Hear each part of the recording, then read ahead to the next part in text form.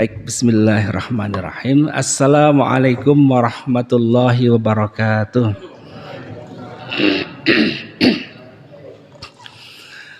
Alhamdulillahi rabbil alamin. Asyhadu an la ilaha illallah wa asyhadu anna Muhammadar Rasulullah.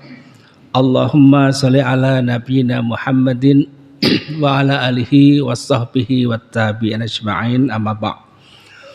Fa'udzu billahi minasyaitonir rajim. Ya ayyuhalladzina amanu taqullaha haqqa tuqatih wa la tamutunna illa wa antum muslimun. Shadaqallahul adzim. Ibu bapak sekalian, jamaah subuh, salat subuh Masjid Baitul Faizin yang insya Allah dirahmati Allah. Sehat-sehat ibu semua bapak, ya. Alhamdulillahirabbil alamin. Jadi saya sudah kesini dulu tahun berapa ya? Sudah 30 tahun saya pernah 30 tahun yang lalu saya pernah khutbah salat tarawih subuh. Saya aslinya sengaja dukuh Banyuraten Gamping.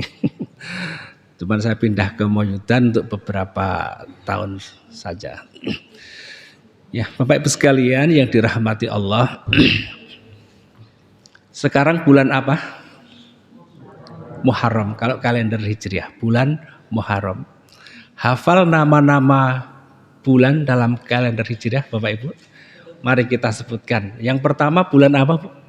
Muharram. Lalu setelah Muharram apa, Bu? Pak? Apa Muharram saja? Muharram, Sofar. Bukan Safar ya, mawisot menggunakan Sofar. Muharram, Sofar, lalu Rabiul Awal, Rabiul Akhir, Jumadil Awal, Jumadil Akhir, Rajab, Sya'ban, Ramadan, Syawal, Dzulqa'dah, Dzulhijjah. Ya, kita ulangi. Muharram, Sofar, Rabiul Awal, Rabiul Akhir, Jumadil Awal, Jumadil Akhir, Rajab, Sya'ban, Ramadan, Syawal, Dzulqa'dah, Dzulhijjah. Harus 12 ya. Enggak boleh kurang, enggak boleh lebih. Untuk menghafalkan pakai kalender Jawa juga bisa. Kalender Jawa hafal Suro, Sapar, Mulut, Ba'da Mulut, Jumadil Awal, Jumadil Akhir, Rajab, Ruwah, Poso, Sawal, Dzulqa'dah, Besar. Hafal gitu. Nah, itu bulan Jawa. Nah, kalau bulan Jawa hafal, insya Allah nanti bulan Hijriah bisa mudah dihafalkan. Ya. Jadi itu kalender kita.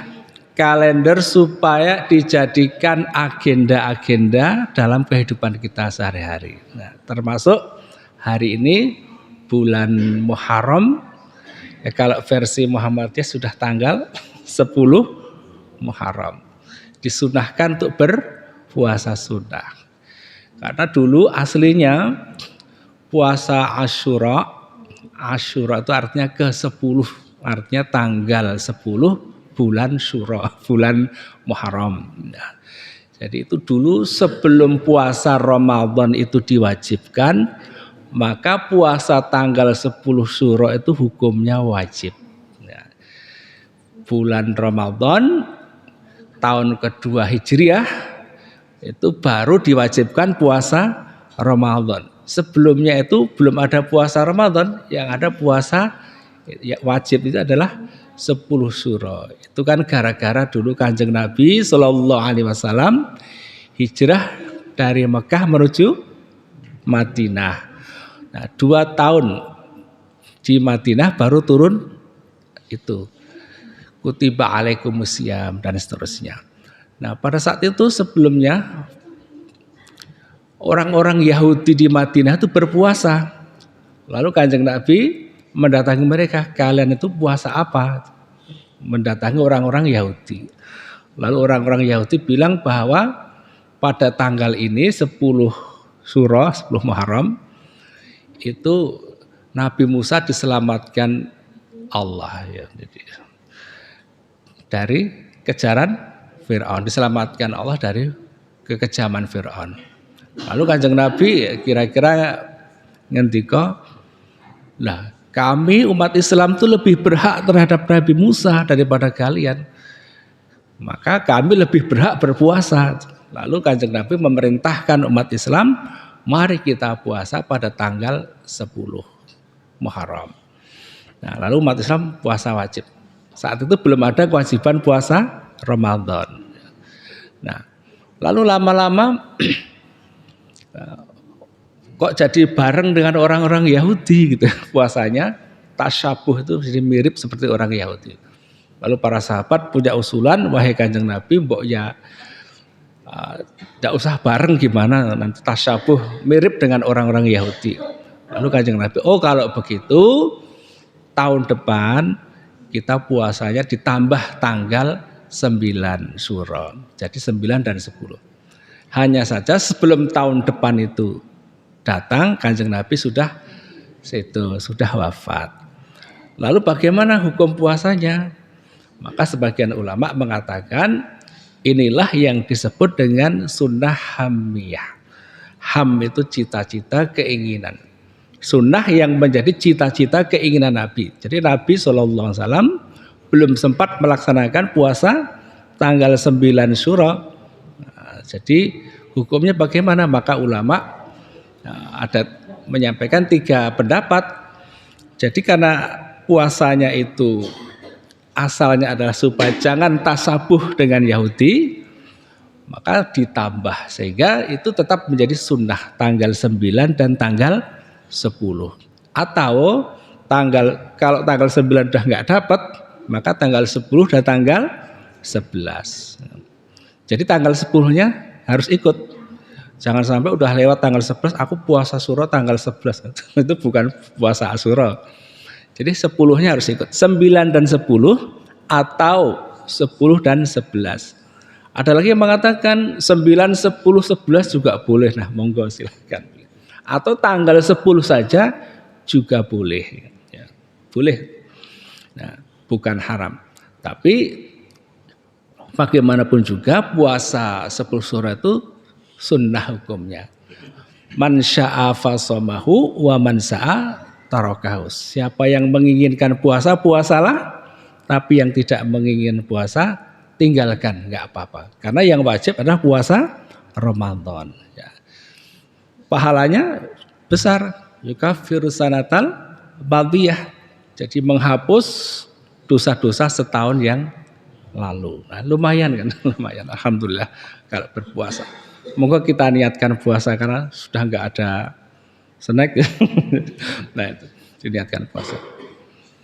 Nah, bolehkah puasa niatnya habis subuh? Nah, dulu berita puasa diwajibkan tanggal 10 Syuro itu juga terlambat datangnya. Karena ada yang baru mendengar sudah siang, udah siang ada kewajiban puasa Ramadan dari Kanjeng Nabi. Karena nggak ada WA, nggak ada HP, jadi terlambat informasinya. Wah kebetulan saya belum makan, lalu saya puasa hari ini. Jadi dibolehkan. Tapi secara umum fikih puasa Ramadan itu adalah niatnya sebelum adzan subuh, sebelum fajar. Jadi diniatkan untuk berpuasa Ramadan. Kalau puasa sunnah itu boleh kok puasa sunnah. Misalnya, wah hari ini kok nggak ada makanan ya. Kebetulan sejak tadi saya belum makan. Tak puasa sunnah Senin atau Kamis itu boleh. Niatnya di tengah perjalanan boleh. Kalau puasa wajib itu niatnya sebelum fajar. Baik Bapak-Ibu sekalian, ini tentang bulan Muharram ya, bulan Muharram. Jadi, Bapak-Ibu sekalian, bulan Muharram itu merupakan awal bulan yang seharusnya kita sudah menjadi lebih baik dari sebelumnya. Karena tahun baru sepertinya karakter kita, perilaku kita juga baru, lebih baik dari sebelumnya. Kenapa? Kalau kita melihat Bapak sekalian, 4 bulan dalam kalender Hijriah, 4 bulan terakhir itu Allah Subhanahu wa taala memberikan kita pelajaran yang sangat banyak. 4 bulan terakhir itu adalah Ramadan, Syawal, Dzulqa'dah, Dzulhijjah. Ya. Bulan Ramadan kita digembleng Allah dengan puasa Ramadan dengan berbagai amal ibadah di dalamnya. Tujuannya agar kita la'allakum tattaqun. Bapak sekalian, puasa Ramadan itu intinya adalah sifat pengendalian diri. Ini kalau kita ambil hikmahnya secara umum saja. Itu hikmahnya banyak banget. Tapi yang paling utama itu adalah sikap pengendalian diri, menahan diri.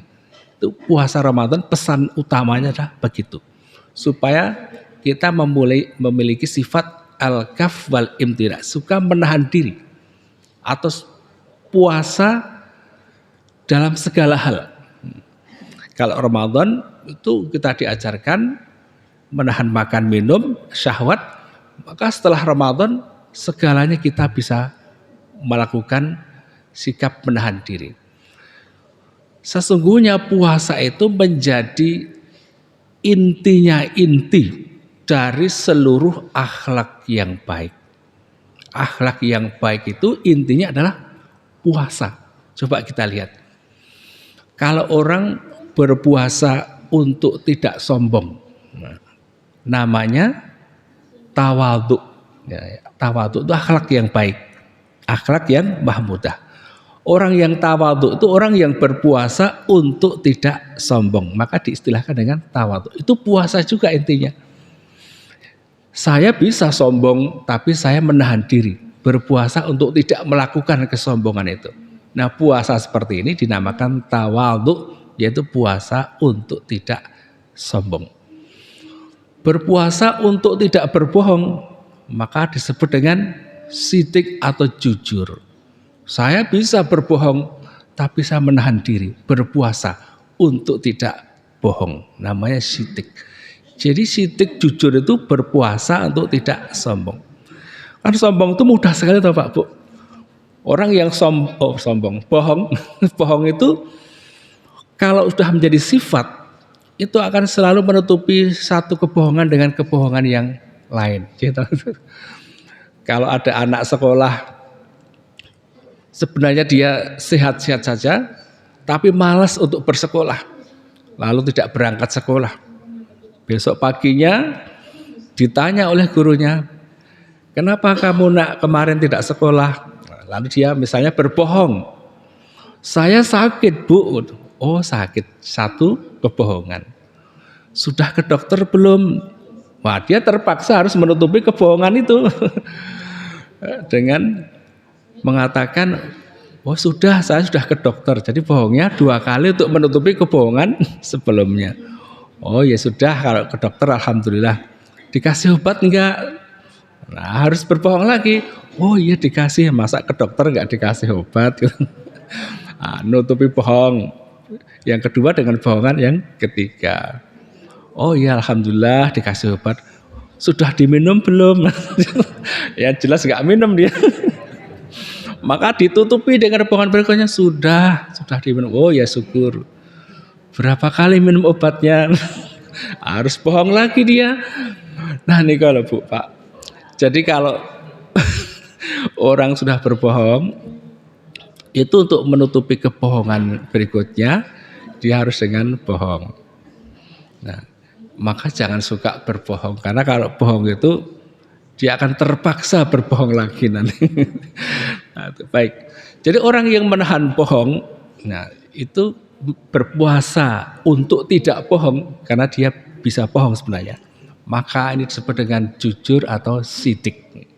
Bohong lisan, bohong dalam perilaku, sikap dan seterusnya.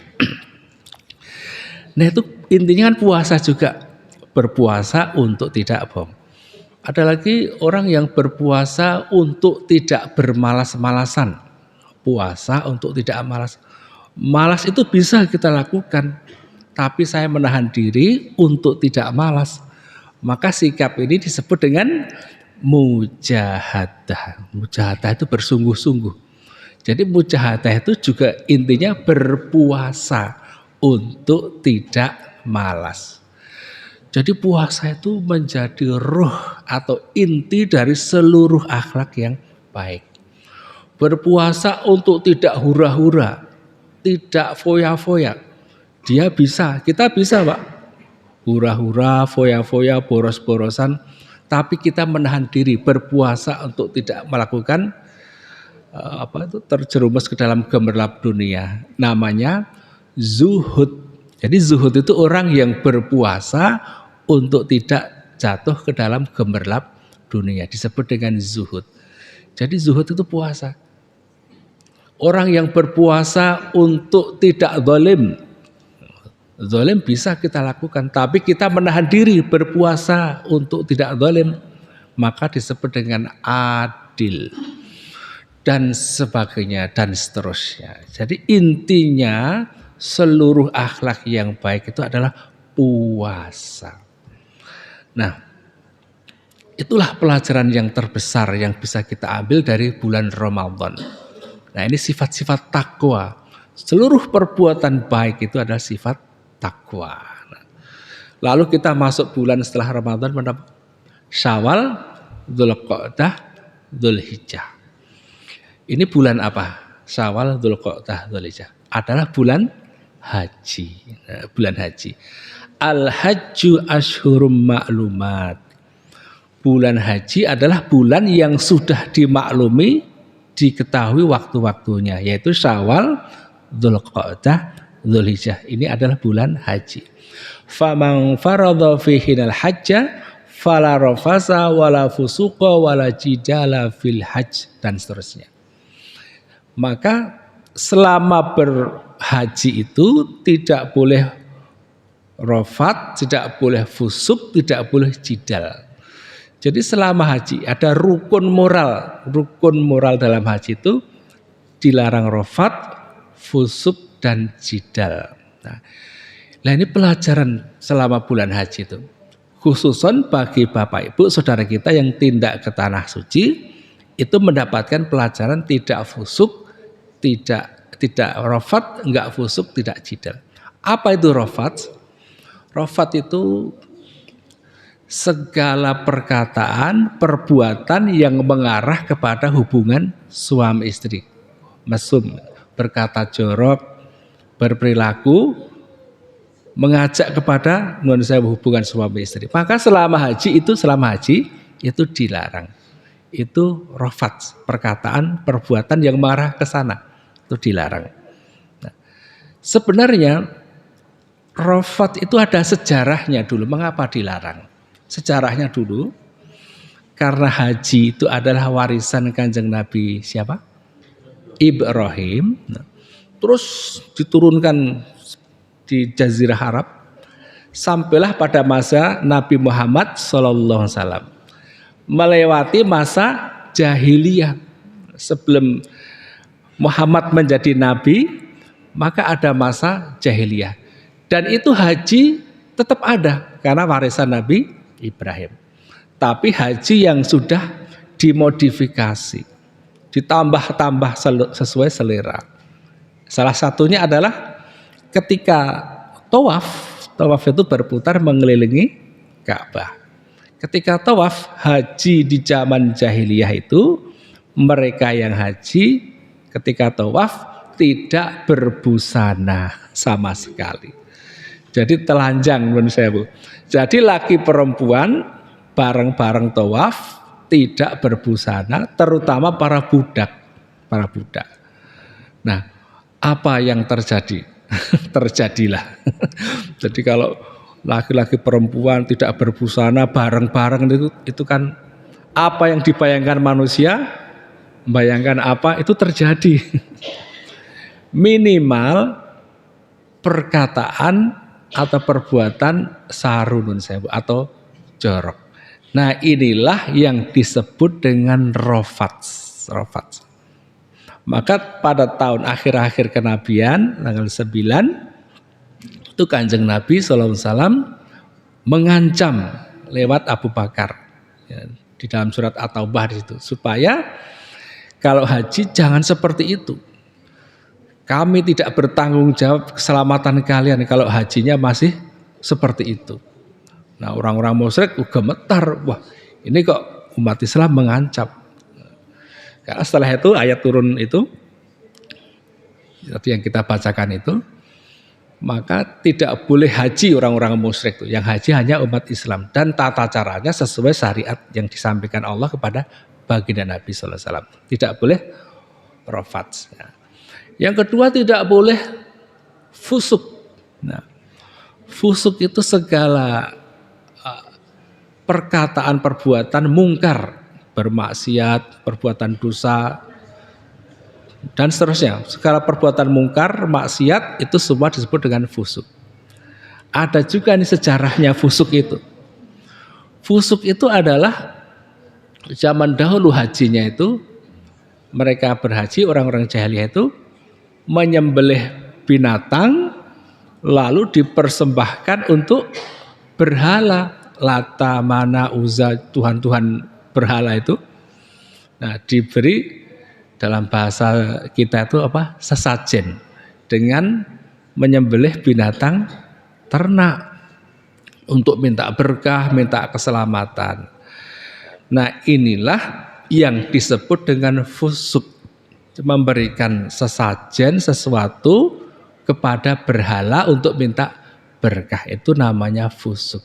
Maka selama haji wala fusuqa, tidak boleh lagi ada fusuk. Lalu kalau ingin menyembelih binatang sudah ada tuntunannya, yaitu menyembelih binatang kurban. Bahkan yang tidak haji pun dituntunkan untuk menyembelih binatang kurban, bukan untuk sesajen, tetapi untuk Allah Subhanahu wa taala, ikhlas karena Allah, lalu dagingnya dibagi-bagikan kepada umat Islam atau kepada manusia di sekitarnya. Nah, inilah ya. Jadi ini rukun moral. Hikmahnya maka bagi Bapak Ibu atau saudara kita yang tidak ke tanah suci, pulang ke tanah air, tidak boleh lagi ada fusuk. Masa Bapak haji membuat jembatan dengan menyembelih kerbau, kepalanya ditanam biar jembatannya kuat, memendam kepala kerbau, bikin bandara kepala sapi, umpamanya saja itu. Bikin gedung, sajen-sajenan biar gedungnya selamat. Nah, ini namanya fusuk. Maka sudah enggak boleh lagi perbuatan fusuk. Karena di haji itu ada pelajaran menguatkan akidah. Bahkan orang yang haji itu datang pertama kali ke tanah suci sudah talbiyah, labbaik Allahumma labbaik. Labbaik itu kalau dalam bahasa militer artinya siap, siap. Saya mendengar panggilanmu ya Allah dan saya akan memenuhi panggilan. Itu labbaik. Diakhiri kalimatnya la syarikalak, tidak ada syarikat bagimu ya Allah. Ini artinya janji, ikrar, proklamasi, mendeklarkan diri tidak akan syirik. La syarikalak, tidak ada syarikat bagimu. Aku tidak akan mensyirikkan engkau ya Allah. Itu kan diulang-ulang talbiyah itu. Seperti berjanji kepada Allah.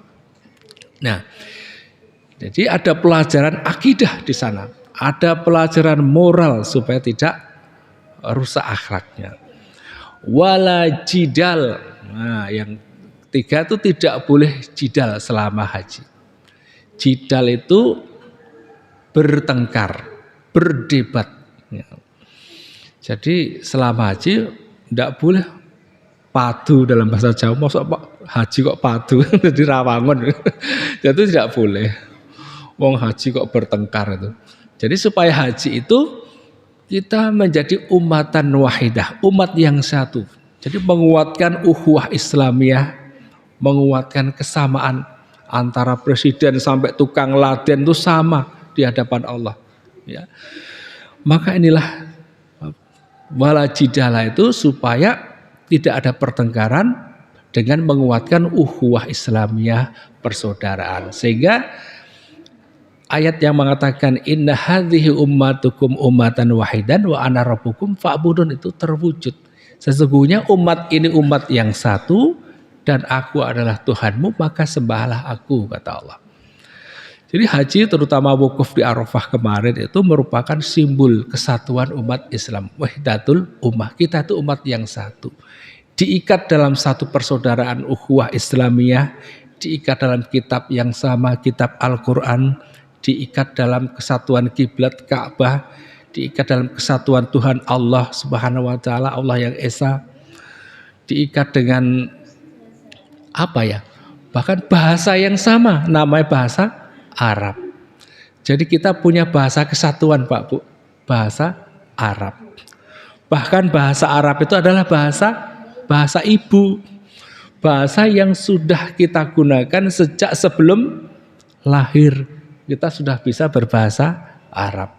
Ingat nggak Bapak Ibu, dulu kita berbahasa Arab sebelum lahir?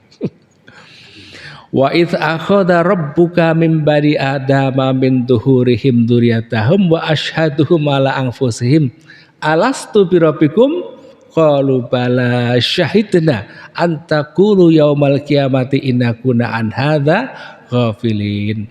Dan ingatlah ketika Allah hendak menurunkan anak cucu Adam ke muka bumi, lalu Allah bertanya kepada hamba yang hendak lahir itu dengan pertanyaan, alastu birabbikum, sudahkah engkau saksikan aku ini Tuhanmu, menggunakan bahasa Arab.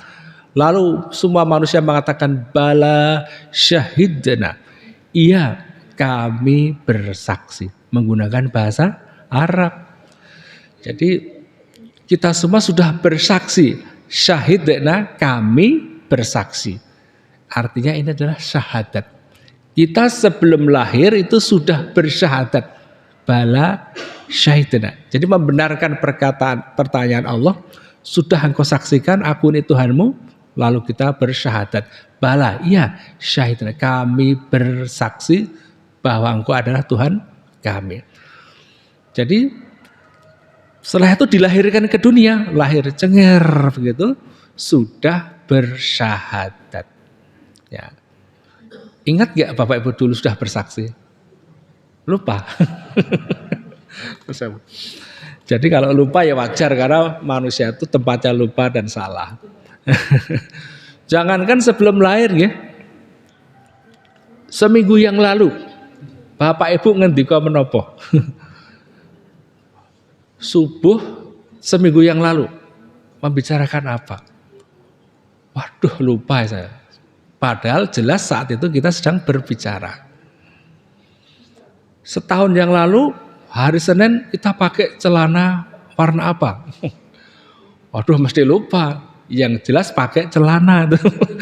Jelas itu, tapi lupa warnanya apa, yang mana. Jadi apa yang lalu sudah kita lupakan. Jadi ayat tadi mengatakan yang demikian kami lakukan agar kamu tidak lupa. Jadi ingatkan Allah.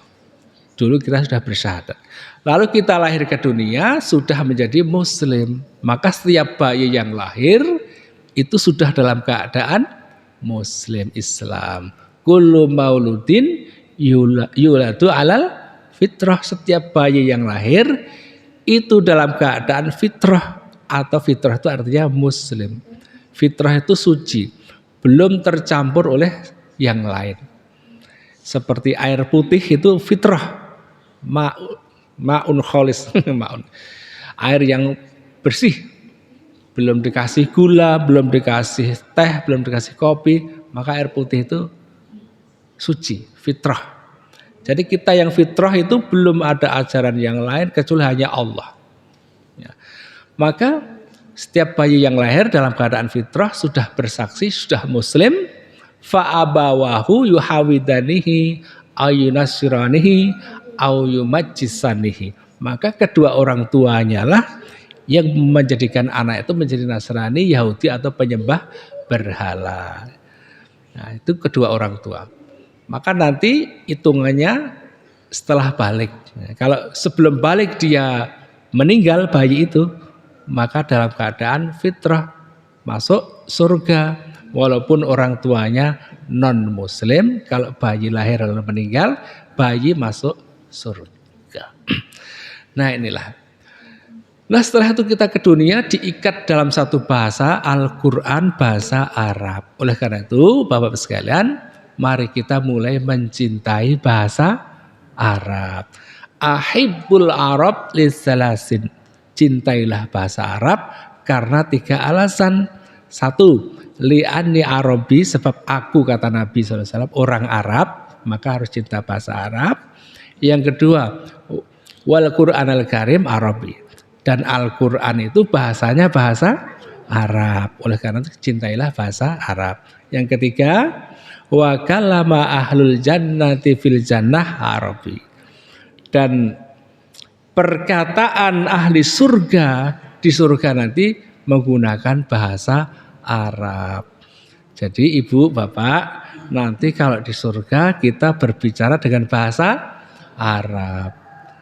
Nek ra iso Arab gimana?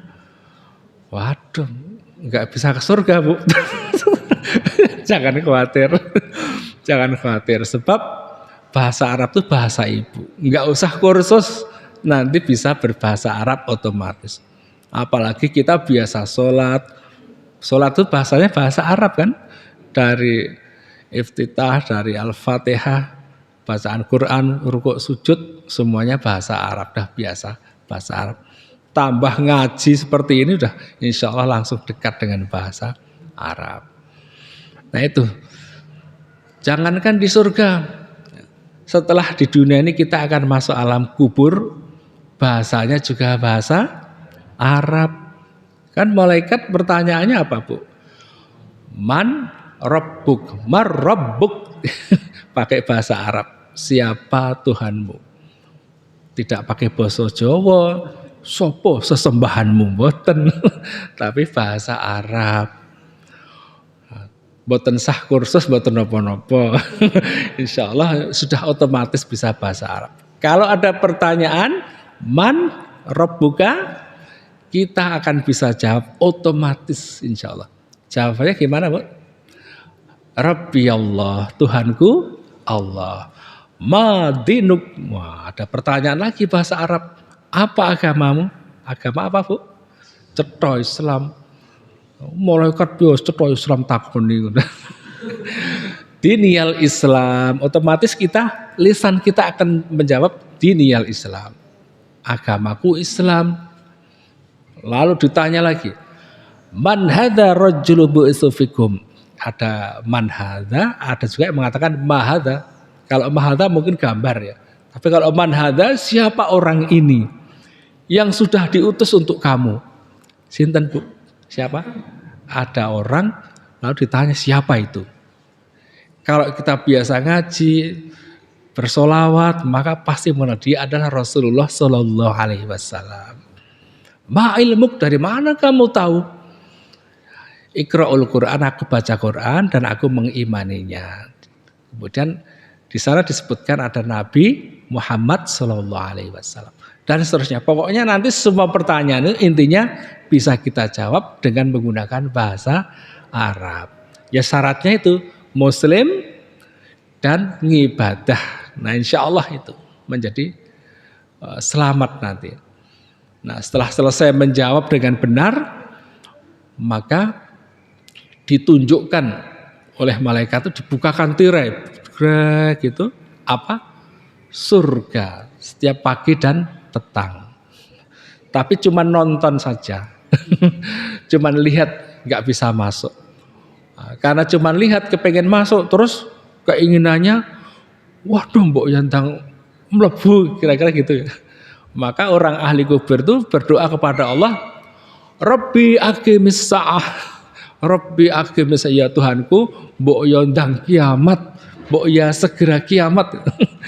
Jadi orang mukmin, orang muslim itu kalau meninggal di alam kubur kepinginin ndang kiamat. Sebab kepingin ketemu dengan kebaikan, kepingin masuk rumahnya di surga, ketemu keluarganya yang soleh, Masya Allah.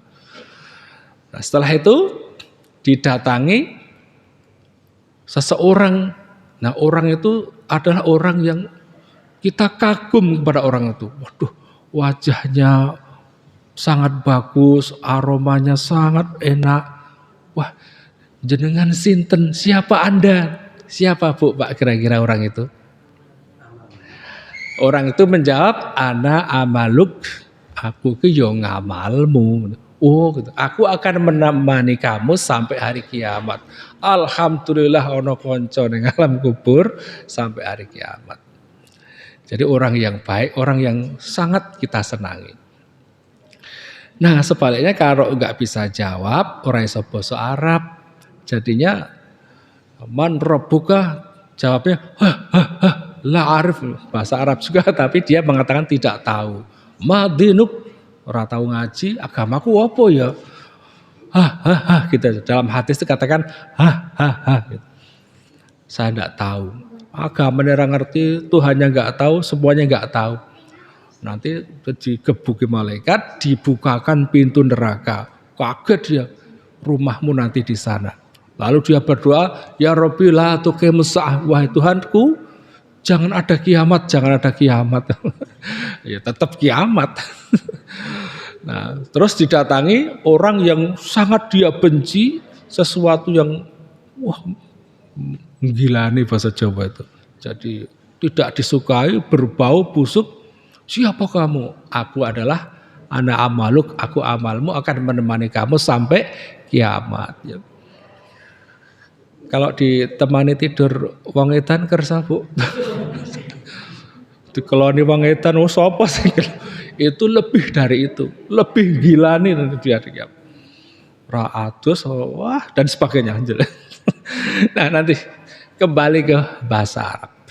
Jadi ini Bapak sekalian, jadi haji itu ada pelajaran tentang kesatuan umat, diantaranya kesatuan bahasa. Oleh karena itu mari kita cintai bahasa Arab dengan cara yaitu banyak-banyak baca Al-Quran, nanti bisa berbahasa Arab. Bahkan Quran itu kalau kita baca Iqra'ul Qur'ana fa innahu ya'ti yaumal qiyamati syafi'an li ashabihi. Bacalah Quran itu sebab Quran nanti di hari kiamat akan memberi syafaat bagi pembacanya.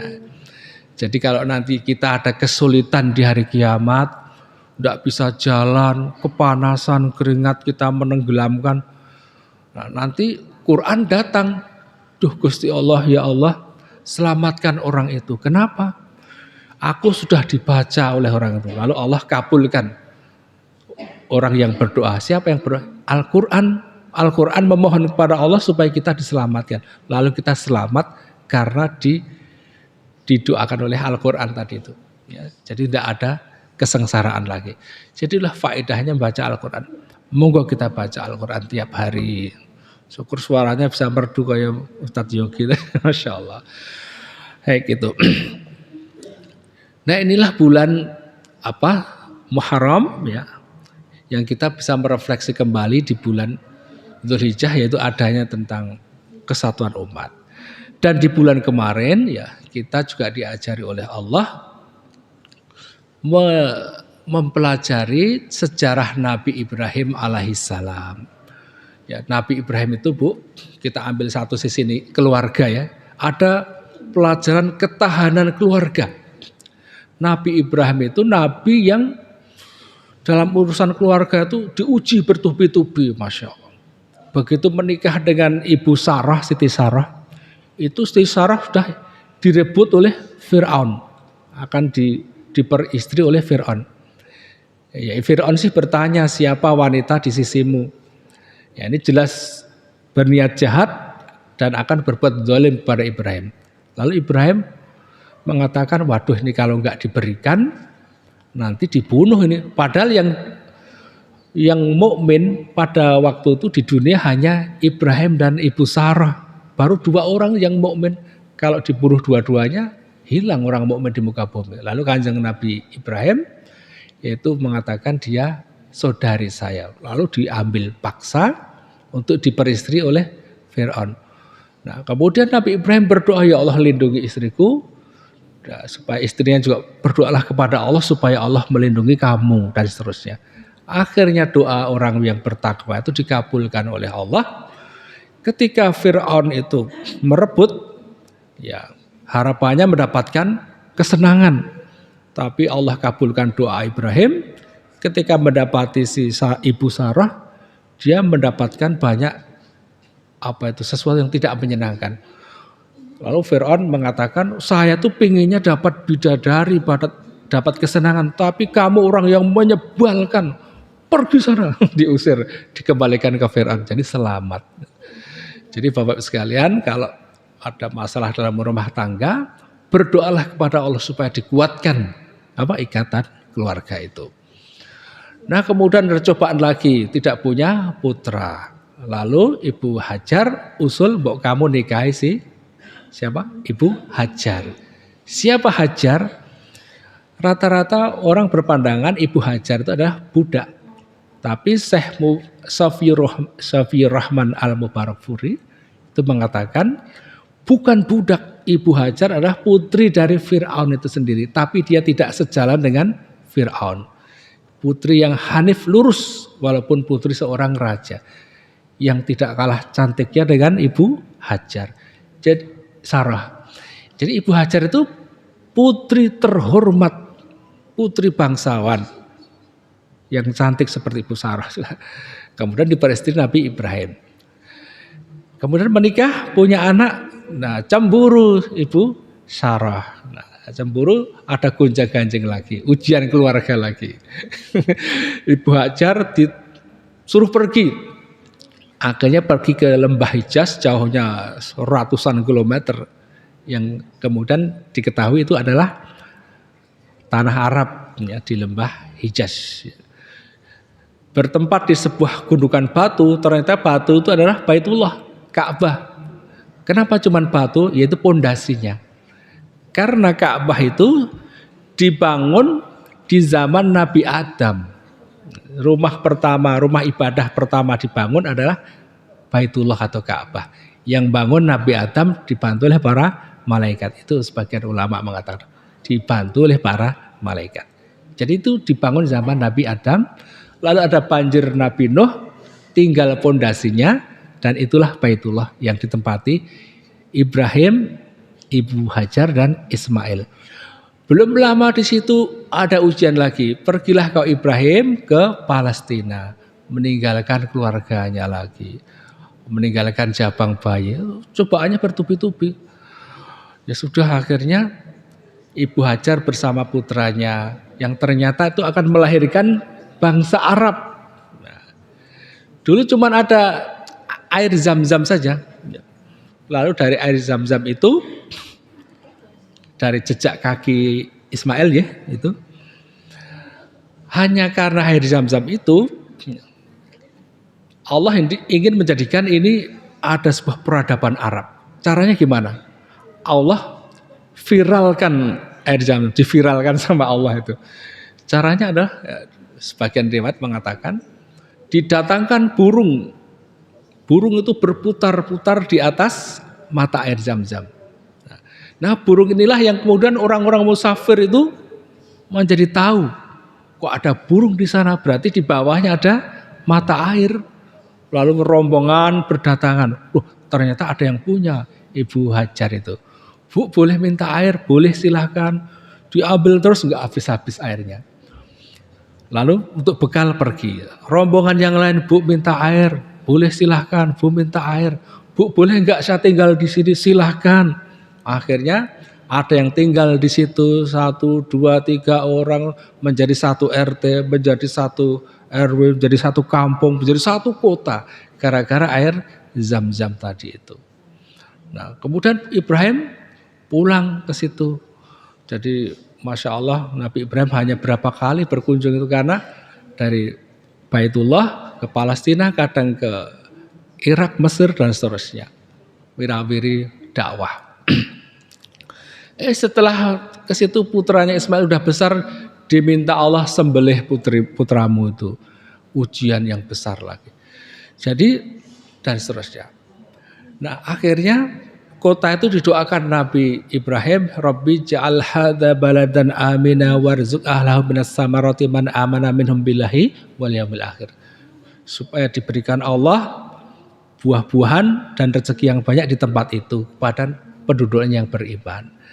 Doa orang yang bertakwa itu dikabulkan oleh Allah, dan akhirnya menjadi negeri yang baldatun thayyibatun wa rabbun ghafur. Dari tanah tandus Arab itu artinya padang pasir menjadi negeri yang penuh dengan buah-buahan. Masya Allah.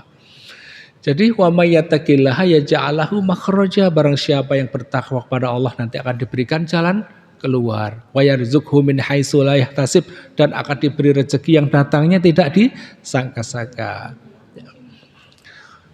Walau anna ahlal qura amanu wattaqau la fatahna 'alaihim barakatim minas sama'i wal ard. Seandainya penduduk satu negeri itu beriman dan bertakwa, wattaqau itu artinya bertakwa bareng-bareng. Amanu, iman bareng-bareng, takwa bareng-bareng, la fatahna alaihim, ada huruf lam di situ, la fatahna, pasti kami bukakan barokat, itu pakai jamak, pakai alif, barokat itu artinya barokah, barokah, barokah, barokah, banyak sekali, minas sama iwal ard, yang datangnya dari langit dan dari bumi. Dan betul akhirnya jadi tanah yang luar biasa Arab itu. Nah, jadi itu ada pelajaran tentang ketahanan keluarga. Oleh karena itu mari kita jadikan keluarga ini seperti keluarga Nabi Ibrahim. Ujian apapun tetaplah bertakwa kepada Allah, nanti akan melahirkan generasi yang bertakwa. Insya Allah takwa itulah Bapak Ibu sekalian yang akan menjadikan kita sukses fid dunia wal akhirah. Ya, takwa itu. Yang terakhir sampai pukul berapa? 6 ya. Sudah ya. Ya. Ya. Takwa itulah yang akan menjadi nilai kita di hadapan Allah fid dunia wal akhirah. Mari kita jadikan takwa atau rasa takut kita kepada Allah sebagai sikap kita sehari-hari. Insya Allah buahnya banyak sekali. Bertakwa akan menjadikan kita makhroja, jalan keluar, rezeki yang datang tidak disangka-sangka, kemudian akan diberikan ampunan fid dunya wal akhirah. Demikian, mudah-mudahan ada manfaatnya. Aqulu qouli hadza astaghfirullahaladzim. Assalamualaikum warahmatullahi wabarakatuh.